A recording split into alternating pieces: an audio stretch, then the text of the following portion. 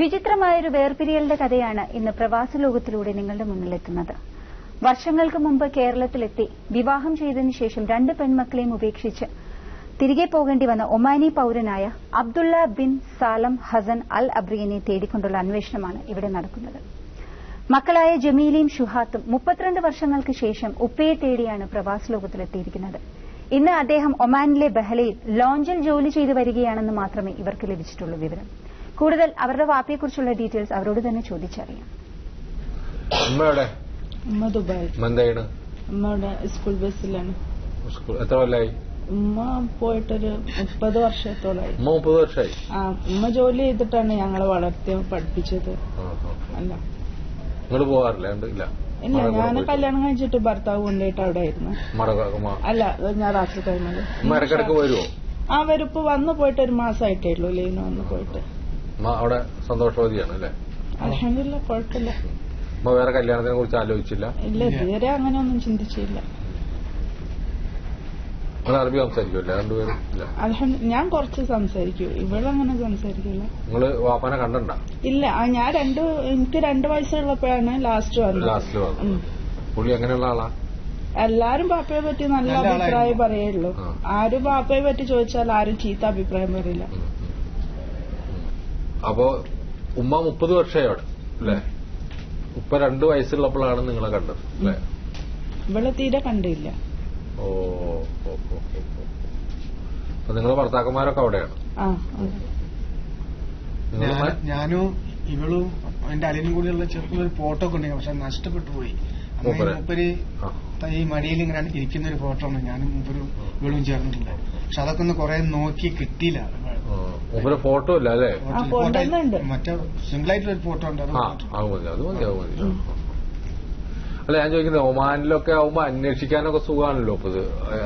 അല്ല, നിങ്ങൾ ആദ്യം അന്വേഷിച്ചൊന്നുമില്ല? ഇല്ല, അങ്ങനല്ലായിരുന്നു. ഒരു കാഞ്ഞങ്ങാടുള്ളൊരു അന്ത്രു എന്ന് പറഞ്ഞ ഒരാളായിരുന്നു. ഞങ്ങൾ കത്തൊക്കെ എഴുതിയാല് അവരുടെ അടുത്ത് കൊണ്ടുപോയിട്ടാ ബാപ്പ ഇങ്ങനെ വായിച്ചു കൊടുക്കുക. അങ്ങനെ ഒരാൾ മാത്രം വായിച്ചാൽ ഇപ്പൊ പറ്റൂല. അങ്ങനെ പിന്നെ ഫ്രണ്ട്സൊക്കെ കുറെ മലയാളീസ് ഉണ്ട്. അപ്പൊ അവരുടെ അടുത്തൊക്കെ കൊണ്ടുപോയി വായിപ്പിക്കുമ്പോഴും പിന്നെ ഞങ്ങൾ ഫോട്ടോസൊക്കെ അയച്ചു കൊടുക്കാൻ അയച്ചു കൊടുക്കുക. അങ്ങനെ ഒരു 15 വർഷം മുമ്പ് ഈ അന്ത്രൊക്കെ വരുമ്പോ കുറച്ച് സാധനങ്ങൾ അങ്ങനെയൊക്കെ ആയിട്ട് കുറെ സാധനം കൊടുത്തയച്ചിരുന്നു. അങ്ങനെ അവര് പറഞ്ഞ അറിവ് വെച്ചിട്ട് ആ സമയത്ത് ബാപ്പക്ക് ഒരു 5 വയസ്സായൊരു മോനുണ്ട്. അപ്പം കല്യാണം കഴിച്ചേ ഉള്ളൂ. പിന്നെ അവിടെയുള്ള ഉമ്മക്ക് അന്ന് സെക്കൻഡ് പ്രഗ്നന്റ് ആന്ന് പറഞ്ഞു. അത് എന്ത് കുട്ടിയാണ്? ഇല്ല, ഞങ്ങളത് കഴിഞ്ഞാൽ ഞങ്ങൾ ഉമ്മ കഴിഞ്ഞാൽ പിന്നെ അത്രയും വർഷം കഴിഞ്ഞതിന്റെ ശേഷം അപ്പം കല്യാണം കഴിച്ചിട്ടുള്ളൂ എന്നാ പറഞ്ഞത്. അവിടെ സൗകര്യമുള്ള ആളാണ് സാമ്പത്തികമായിട്ട്? അങ്ങനെ അൽഹംദുലില്ലാ, ആദ്യം ഉണ്ടായിരുന്നു. ആ അറിവ് ഉണ്ട്. ഇപ്പോഴത്തെ അന്നൊക്കെ ഈ അന്ത്രുക്ക വരുന്ന സമയത്തൊക്കെ പറയലുണ്ടായിരുന്നു. പോണില്ല? ഇല്ല, അന്ന് അവര് വരുമ്പോ ക്യാൻസൽ ആക്കിന്നാ പറഞ്ഞു. അപ്പൊ അതിന്റെ ശേഷം എന്താന്ന് പിന്നെ ഞങ്ങൾ ഉണ്ടായില്ല. അന്തർക്ക് അയാളെ ഫോണൊന്നും വായിച്ചില്ല അല്ലെ? ഇല്ല, അത് നിങ്ങൾ ചോദിച്ചില്ല? 5 കൊല്ലം മുമ്പൊക്കെ അങ്ങനെ ആകുമ്പോ ഞങ്ങൾക്ക് അത്ര അറിയൂലല്ലോ, അത്ര എങ്ങനെയാണ് എന്താന്നൊക്കെ. അവര് വന്ന് പറയുമ്പോ അതൊക്കെ കേട്ട് യെസ് ഒക്കെ, അല്ലാണ്ട് പിന്നെ തിരിച്ചു പറയാൻ അതിനെപ്പറ്റി ഒന്നും ആലോചിക്കാനുള്ളതില്ലല്ലോ ആ സമയത്തൊന്നും. ഇപ്പൊ ഉപ്പനെ കാണാന്നുള്ള ഭയങ്കര ഇപ്പൊ നമുക്ക് ബാപ്പനെ കാണണമെന്നൊരാഗ്രഹം. പക്ഷെ നമ്മളെ ഏറ്റവും വലിയ ആഗ്രഹമാണ് അത്. സ്വത്തം അതൊന്നല്ല, ഞങ്ങളെ ബാപ്പനെ വേണം. ഉമ്മാക്ക് അങ്ങനെ ആഗ്രഹമില്ലേ? ഉമ്മാക്കും ഉണ്ട്. ഉമ്മ പിന്നെ വേറെ വിവാഹത്തിനൊന്നും കൂട്ടായില്ല. ഉമ്മ അധ്വാനിച്ചിട്ടാണ് ഇവരെ. മനസ്സിലായി. വളരെ വ്യത്യസ്തമായ ഒരു കഥയാണ് നമ്മളെ മുന്നിൽ ഇപ്പോ വന്നിരിക്കുന്നത്. അബ്ദുള്ള ബിൻ സാലം ഹസൻ അൽ അബ്രിയൻ. ഒരുപാട് ദീർഘിച്ച് പറയുന്നത് അബ്ദുള്ള ബിൻ സാലം മസ്കറ്റ് സിറ്റിസനാ, ഒമാൻ സിറ്റിസനാ. അദ്ദേഹം ഒമാനിൽ ഇപ്പോഴുണ്ട് എന്നാ പറയുന്നത്. അദ്ദേഹത്തിന്റെ ഫോട്ടോ ഉണ്ട്. അദ്ദേഹം ജോലി ചെയ്യുന്ന സ്ഥലത്തെക്കുറിച്ചുള്ള വിവരണം തന്നിട്ടുണ്ട്. സ്ഥലം ഏതാ പറഞ്ഞ്?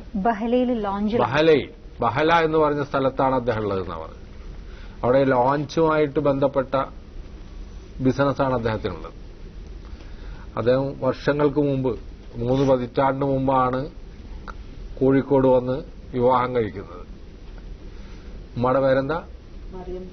മറിയമ്പിയെ വിവാഹം കഴിക്കുന്നത്. അതിൽ അന്ന് നമുക്ക് 12 വയസ്സെങ്ങാണ്ട. 14 വയസ്സിൽ എന്നെ പ്രസവിച്ചു. 12 വയസ്സാണ് മറിയമ്പിക്ക് അബ്ദുള്ള ബിൻ സാലെ വിവാഹം കഴിക്കുന്ന കാലഘട്ടത്തിൽ. പോയിട്ട് 32 വർഷമായി. അബ്ദുള്ള ബിൻ സാലെ കുറച്ചു വർഷമൊക്കെ കുടുംബമായിട്ട് ബന്ധമുണ്ടായിരുന്നു. നല്ല മനുഷ്യരാണ് എന്നാണ് ഇവരൊക്കെ പറയുന്നത്. പക്ഷെ പിന്നീട് ആ ബന്ധം എല്ലാം അകന്നകന്നകന്നു പോയി. മറിയമ്പി തന്റെ ജീവിതം മറ്റൊരു വഴിയിൽ ജോലി അന്വേഷിച്ച് ഗൾഫ് നാടുകളിലെത്തി. എന്നെ സംബന്ധിച്ചിടത്തോളം ഒരു സംശയം ബാക്കി നിൽക്കുന്നുണ്ട്. ഞാൻ അവരോട് ചോദിച്ചിട്ടില്ല എന്നുള്ളൂ. എന്തുകൊണ്ട് മറിയമ്പി മസ്കറ്റിലേക്ക് ഒരു വിസ എടുത്ത് പോയില്ല? ഉമ്മക്ക് അങ്ങനെ അവിടേക്ക് പോവാൻ പറ്റിയില്ല. പക്ഷെ ഉമ്മ അങ്ങനെ അവിടേക്ക് പോയിട്ടുണ്ട്. പക്ഷെ ബാപ്പനെ കണ്ടില്ല. ബഹലയിലല്ലായിരുന്നു ഉമ്മക്ക്.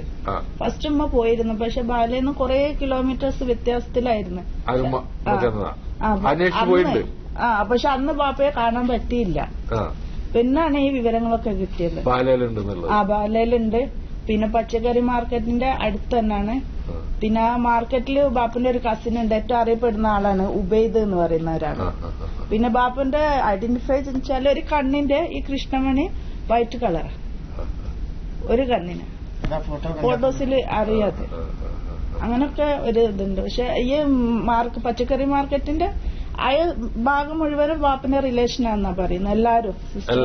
എല്ലാവർക്കും അറിയാം. അങ്ങനെ കോഴിക്കോട് 2 കുട്ടികളുണ്ട് കല്യാണം കഴിച്ചിട്ട്, 2 പെൺകുട്ടികളുണ്ട് എന്ന് എല്ലാവർക്കും അറിയാം അവിടെ. അപ്പൊ ഈ ബഹലയില് വലിയ കുടുംബം ഉണ്ടെന്നാ പറയുന്നത് അബ്ദുള്ള ബിൻ സാലേക്ക്. അദ്ദേഹത്തെ അന്വേഷിച്ച് ഒരു പ്രാവശ്യം മറിയമ്പി പോയിരുന്നു എന്നാ പറയുന്നത്. പക്ഷെ കണ്ടെത്താൻ കഴിഞ്ഞില്ല. ഇത്രയും ഡീറ്റെയിൽ ആയുള്ള ഒരു അഡ്രസ് മറിയമ്പിയുടെ കയ്യിലുണ്ടായിരുന്നില്ല. എന്തായാലും മറിയമ്പി വലിയ അഭിനന്ദനം അർഹിക്കുന്ന ഒരു സ്ത്രീയാണെന്ന് എനിക്ക് തോന്നുന്നു.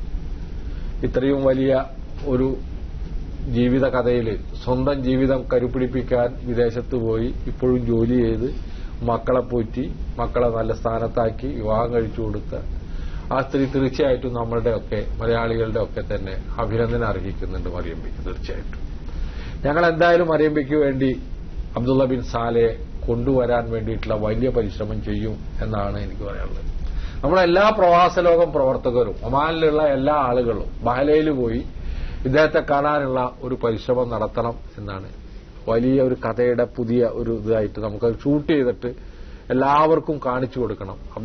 അബ്ദുള്ള ബിൻ സാലെ തന്റെ മക്കളോടൊപ്പം യോജിക്കുന്നത്, തന്റെ ഭാര്യയോടൊപ്പം യോജിക്കുന്നത് ഒക്കെ നമുക്ക് കാണാൻ ഒരവസരം ഉണ്ടാകും എന്നാണ് ഞാൻ വിശ്വസിക്കുന്നത്. ഞാൻ അതിനുവേണ്ടി പ്രാർത്ഥിക്കുന്നുണ്ട്. അത് തീർച്ചയായിട്ടും പ്രവാസ ലോകത്തിൽ ഒരു പുതിയ അനുഭവമായിട്ട് അബ്ദുള്ള ബിൻ സാലയുടെയും മറിയമ്പിയുടെയും അതുപോലെ മക്കളുടെയും കഥ ഞങ്ങൾ പ്രേക്ഷകർക്കായി സമർപ്പിക്കുന്നു. തീർച്ചയായിട്ടും ഈ വലിയ കഥയ്ക്ക് പരിഹാരമുണ്ടാകുമെന്ന് ഞങ്ങൾ പ്രതീക്ഷിക്കുന്നു. ഓക്കെ, എന്താ സുഹാത്തൊന്നും പറയാതെ കരയരുത്. സങ്കടമാ മക്കളൊക്കെ അല്ലേ? കരയല്ലേ? പറ നിങ്ങൾ പറ, എന്നിട്ട് അവസാനിപ്പിക്കണ്ടേ നമുക്ക്? പറ, ധൈര്യമായിട്ട് പറ. തീരെ കണ്ടല്ലോ പാനല്ലേ? ഞാൻ വളർന്നു വരുമ്പോ തന്നെ എല്ലാരും ഉപ്പയെ പറ്റി നല്ല അഭിപ്രായം മാത്രമേ പറഞ്ഞിട്ടുള്ളൂ. പിന്നെ ചെറുപ്പം മുതൽ എന്റെ ഉമ്മാണ് ഒരുപാട് കഷ്ടപ്പെട്ടിരിക്കണം. പക്ഷെ എന്നാലും എന്റെ മനസ്സിലെ വലിയൊരിത് എന്റെ ബാപ്പാണ്. പക്ഷെ ഒരുപാട് കുടുംബങ്ങളെ ഒരു ബാപ്പു